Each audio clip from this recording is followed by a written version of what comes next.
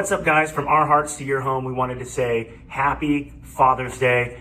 I wanted to give a quick encouragement to all the fathers out there, just how much we appreciate you. I know it's hard. I know it's hard to be a dad.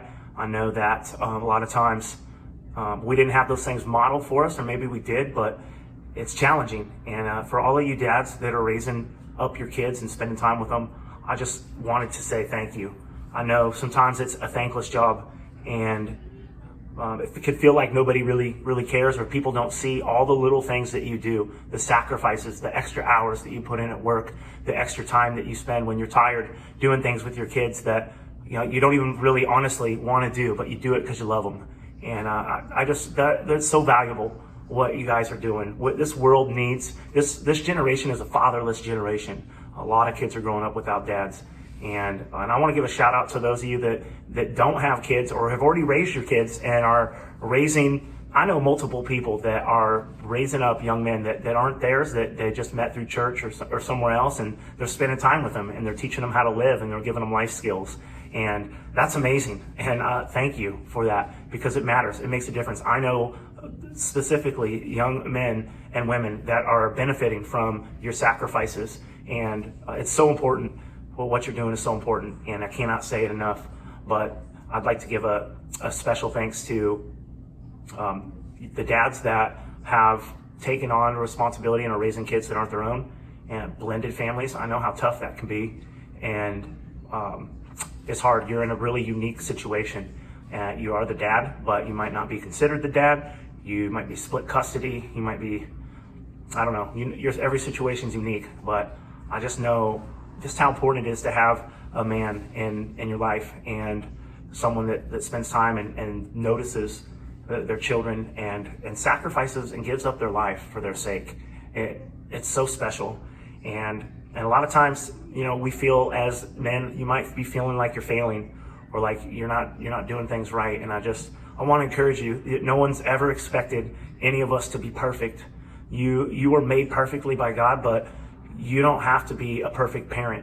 So just take that pressure off. What we really need, what our kids need to see from men is strong humility and meekness. Meekness is power under restraint. So, being able to control a situation, but not by force, and to really lead our family and figure out what motivates them to want to live out and be the best person that they can be, to step into who they were created to be. And it can feel monotonous. I know sometimes it feels like, if those of you that are working long hours, it can feel like you're not spending any time with your kids and that they get leftovers.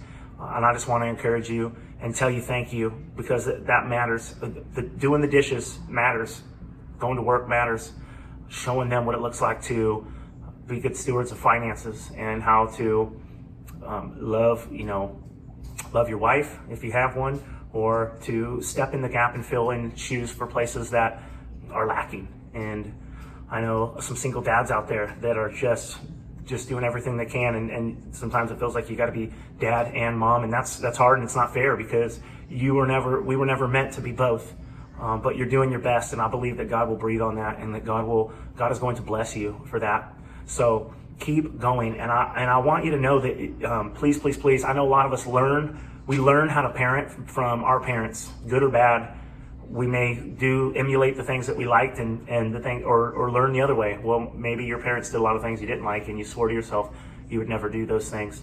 That's part of the way that we learn, but we also learn through community. And I know that I get told a lot, hey, that you're a good dad, and I just want to throw this out there, that we're all just doing the best we can, and things that help me be a better dad is hanging out with other men that are a little bit further down the road than me, that have done it well. You don't have to do this by yourself. If you're struggling with something, if it feels like everyone's against you in the house, because that can feel like that sometimes, I know, you got to be able to process and be able to bounce things off of other guys and say, hey, what'd you do in this situation? Because our situations are all unique, but there's common themes that run throughout, and you can get the help and the support that you need, because we all need support to do this well. And I know that a lot of the success that I have felt as a father and a husband have been because of the support, the people around me that pray for me, that continually encourage me, that pick me up when I'm feeling down, that knock me off my pedestal when I'm feeling too proud. I need that stuff. So we can do this well together. Together, we can come together and we can raise our kids. We can train them up in the way that they should go, and they will not depart from God's plan for their life. And we can do this together. We can teach our kids, man, we don't have to, the things that we're seeing in the news right now and that our kids are being exposed to, we have the opportunity to be able to teach them to press through. And I heard this in a song, I can't remember who it was, but the songwriter said that love is measured by the amount of hate that you can push through. And I think we can teach our kids to be lovers of people's souls and peacemakers. And racism, and from all angles, prejudice thinking, gender discrimination, all of those things. Anyone that's feeling alienated and isolated because of what they look like or how they identify themselves, we can teach our kids to love through that, to step in and to walk alongside, hand in hand with each other. And I believe that that is what God wants us to do, is to be able to leave this world a better place than what we were born into. And I know it can feel right now defeating and like it's impossible, but it's not.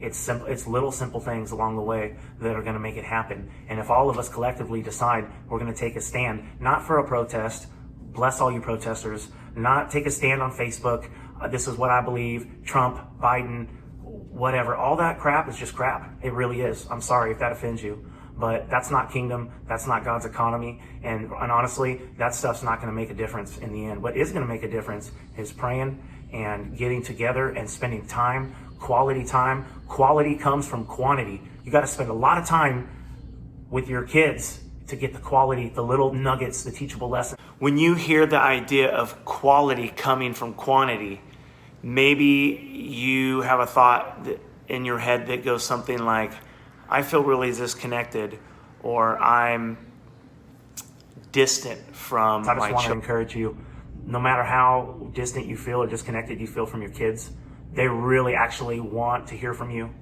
and they want you to be a part of their lives no matter what they say, no matter what they do, no matter how bad they treat you. They're just hurt. And my encouragement to you and challenge is, will you step in and press in and love them where they're at, even though it's hard and it hurts, even though you experience rejection.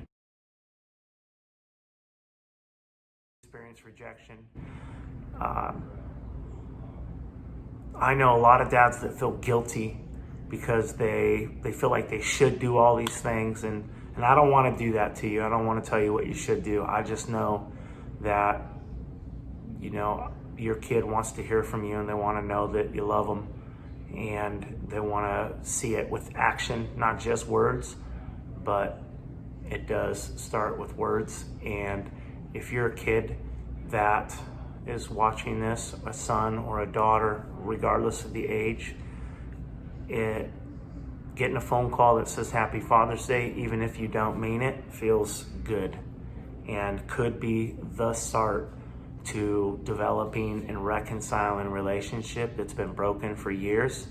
And I promise you, you don't know how many of these you have left, and once they're gone, once your parent passes away, you don't have any more opportunities to try to make it right. And so thanks for watching. For more content, check out our YouTube channel, Hanson's from the Heart.